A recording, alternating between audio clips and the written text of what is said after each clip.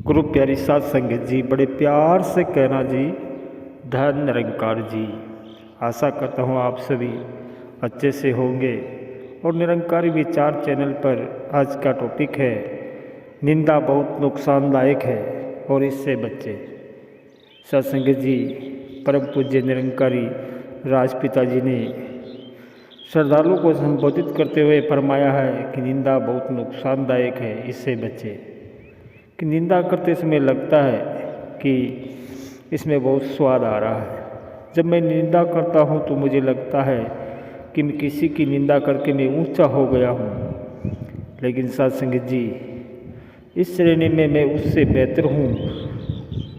खुद को श्रेष्ठ महसूस करने के लिए मैं सहज में निंदा करता रहता हूँ और मुझे इस बात का एहसास भी नहीं होता कि निंदा करते हुए मैं अहंकार में इतना लीन होना शुरू हो जाता हूँ कि कब इस निरंकार से, सतगुरु के चरणों से मेरी दूरी बन जाती है।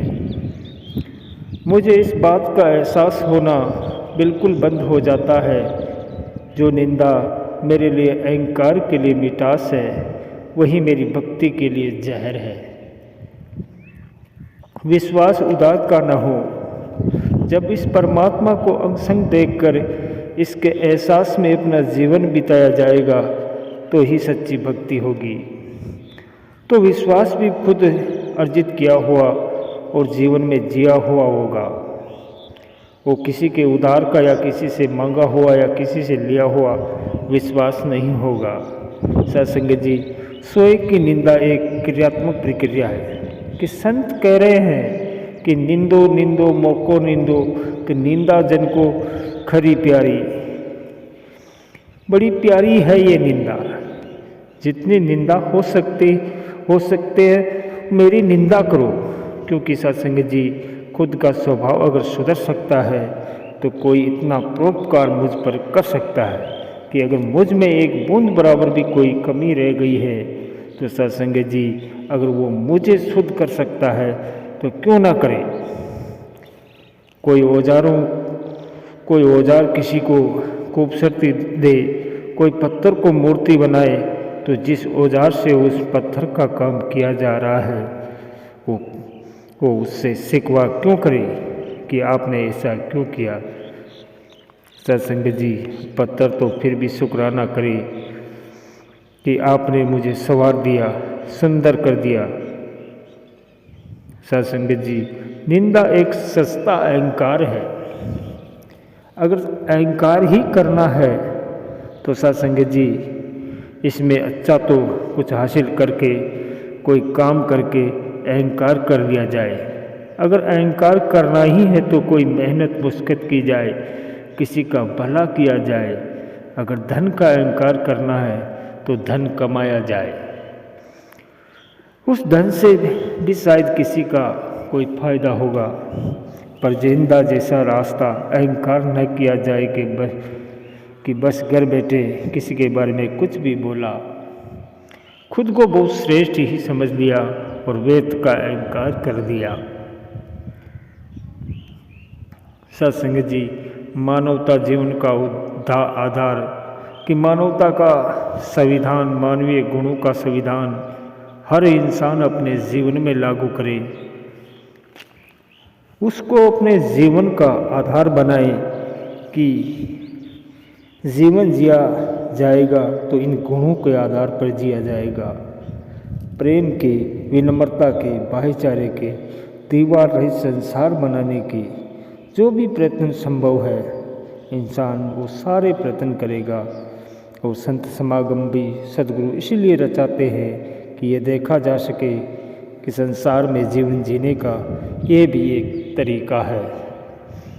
सत्संग जी, सुकून सत्य के बोध द्वारा संतरे की फाड़ी को खाया जाता है, उसके रस का आनंद लिया जाता है और छिलके को फेंक दिया जाता है। जब ये ब्रह्म ज्ञान जीवन में आता है तो सत्संग जी, पता चलता है कि मैं ये स्थूल शरीर नहीं हूँ। तो उस संतरे का ये पहला छिलका उतरता है, फिर वो जितनी फाड़ियाँ हैं वो सारे मेरे मन के जितने भ्रम हैं, अहंकार का कारण है, भ्रम का कारण है, दूरी का कारण है, वैर का कारण है, ईर्ष्या का कारण है, जो बनते हैं सतगुरु अपनी कृपा से सत्संग जी एक एक करके उनको हटाते चले जाते हैं। जब सब कुछ हट जाता है, जब सारे शत्रु की फाड़ियाँ खाली जाती हैं, तो जो बचता है वही सुकून है। सहज अवस्था कि इंसान अपने सुकून का अक्सर खुद ही अपने हाथ से गला घोंटता है। जब वो तुलना करने में लग जाता है कि मुझे बोध हो गया है, मैं इस परमात्मा को जान चुका हूँ, मैं भक्त हो गया हूँ, फिर मेरी नज़र किसी और की भक्ति पर जाती है और फिर मैं कहने लगता हूँ कि ऐसे थोड़ी ही भक्ति होती है, ये क्या तरीका हुआ। फिर मैं तुलना में आ जाता हूँ और बड़े होने की कोशिश करता हूँ कि जब कोई ब्रह्म ज्ञानी हो जाए तो परमात्मा को प्राप्त कर ले, तो उसकी अवस्था तो बहुत ही सहज हो जानी चाहिए कि मन की चंचलता इंसान को परेशान करती है। स्थिर परमात्मा के सुर के साथ जुड़कर मन शांत और सहज रहता है। सत्संग जी, परमात्मा पूर्ण है और इस पूरे को जानकर प्रभु पर विश्वास आता है। जीवन में सहजता आती है। बेसब्रा इंसान हमेशा असहज रहता है, जबकि भक्तों के लिए तो सब्र सिद्धता चोला होवे का भाव ही प्रमुख होता है। भक्त प्रभु की रजा में रहकर यही सोचता है कि जो भी होता है ठीक ही होता है। उसे ईश्वर की टाइमिंग पर पूरा यकीन होता है कि प्रभु मेरे लिए आप जो करेंगे वो मेरी सोच से भी अच्छा करेंगे। विश्वास जल के ऊपर लहर की तरह सतत अपना प्रभाव डालता है, रिश्तों को मजबूती देता है। विश्वासी भक्त प्रेम और सहनशीलता को हमेशा अपनाए रखता है। सब्र और सहजता जैसे दिव्य गुण जीवन में आ जाए तो जीवन सार्थक हो जाएगा और पानी के प्रवाह के साथ बह रहे पत्ते की भांति वह आराम से अपनी मंजिल की यात्रा को पूरा कर लेगा। सहजता जीवन का सौंदर्य है कि सहजता में ही सुख का सार छिपा है। जो है जैसा है उसे स्वीकार करना है।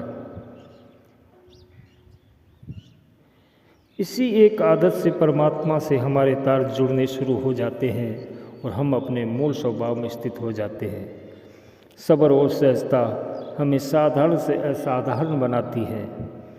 बाहर से विनम्र और अंदर से असंग बने रहना ही सहजता का मूल मंत्र है। सब्र लालच के अभाव होने पर आता है। परेशानियां हवाओं जैसी कितने भी खतरनाक क्यों न हो, आसमान को नहीं छू सकती। आसमान हमेशा शांत और स्थिर है। सब्र और सहजता आसमान जैसे हैं। इंसान का बुनियादी गुण सहजता ही है कि फिक्र करे सो बावरी, जिक्र करे सो साध, उठ फकीरा जिक्र करे फिक्र करेगा आप। कि वेद पढ़ने के लिए विद्वता चाहिए, लेकिन किसी को वेद ना पढ़ने के लिए सहजता चाहिए। महत्वपूर्ण ये नहीं है कि आपके साथ अन्याय होता है, लेकिन सत्संग जी महत्वपूर्ण ये है कि आप उसका उत्तर कैसे देते हैं। कि सहजता जीवन का सौंदर्य है। भगवान श्री कृष्ण का पूरा जीवन सब्र और सहजता का पुंज है। जन्म कारावास कारागार में, जन्म के साथ ही शत्रुओं का आक्रमण, बचपन गायों की सेवा में बीता, फिर पहली गाली पर सिर काटने की क्षमता होने पर भी शिशुकाल से यदि 101 गलती तक सुनने का सामर्थ्य, ये उनकी सहजता है। सुदर्शन जैसे शस्त्र होने के बाद भी हाथ में हमेशा मुरली, तो ये सहजता है। द्वारिका का वैभव होने के बाद भी यदि सुदामा जैसा मित्र है तो यह सहजता ही है। सर्व सामर्थ्य होने पर भी यदि सारथी बने तो ये श्री कृष्ण की सहजता है। प्यार का संसार बसाने वाले, नफरत की दीवार गिराने वाले, मानव कल्याण के लिए एक एक श्वास समर्पित करने वाले बाबा हरदेव सिंह जी का समग्र जीवन सब्र और सहजता का अति सुंदर रूप है। का सबर सिद्धता चोला होवे, तेरा एक सहारा रहे, साधु रहकर दुनिया अंदर, वांग कमल दे न्यारा रहे। सत्संग जी, ये निरंकारी राजपिता जी के कहे हुए विचार है। सत्संग जी, प्यार से कहना धन निरंकार जी।